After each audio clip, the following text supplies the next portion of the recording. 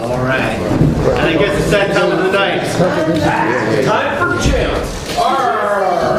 Here to close out the night. What?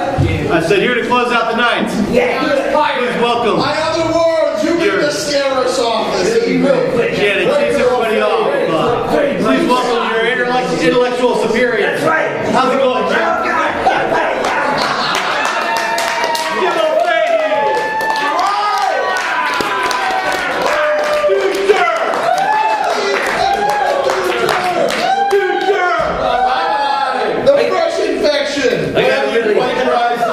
A really short piece here for you. Real short, okay? It starts out like this.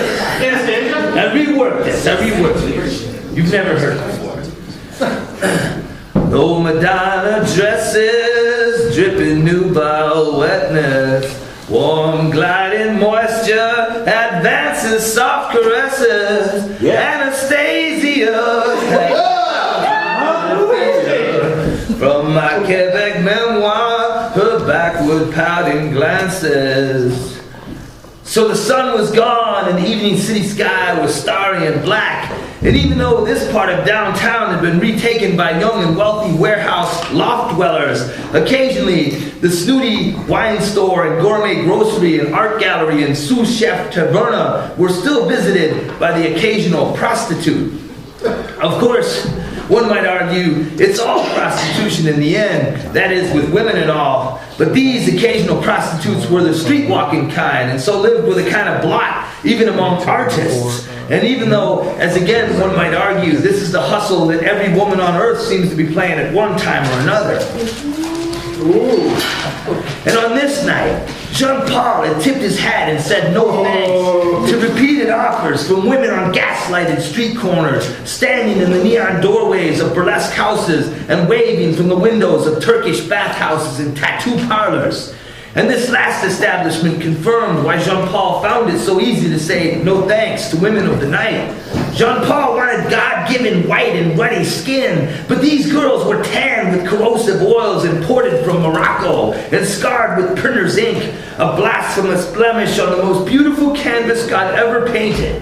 And Jean-Paul wished for her to smell like her own natural filth, not like wine or harlot's perfume, or worse, to be powdered with the foul vapor of exhaled tobacco on her hair and body.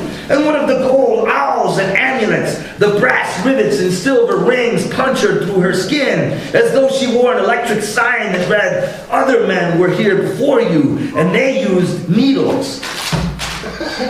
One kiss from such a woman, Jean-Paul thought, might infect him with a syphilis that originated among Corinthian sailors, perhaps some 2,000 years ago, when religious devotion to the mother goddess meant visiting the temple of Athena or Diana and copulating with the temple prostitute minutes after she had already satisfied fishing boats and trading boats of men.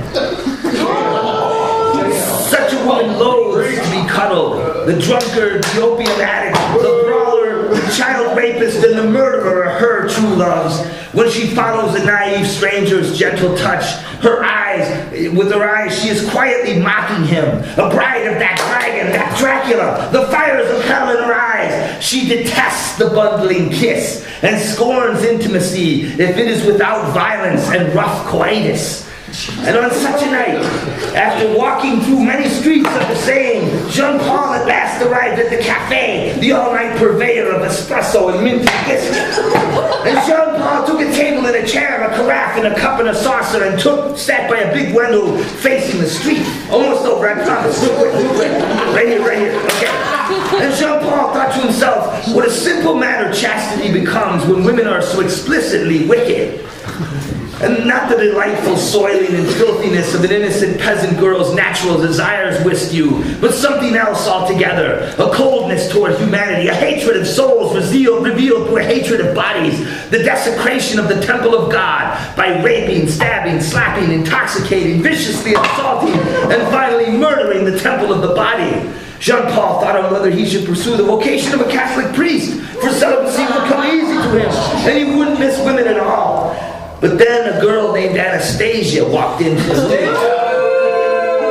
Of course, Jean-Paul Jean-Paul didn't know her name at the time. This girl, this woman, for though she was a woman of at least 35 rather, still looked very much like the girl, was wearing a pink school book backpack and schoolgirl's outfit, the short tartan skirt and those little white...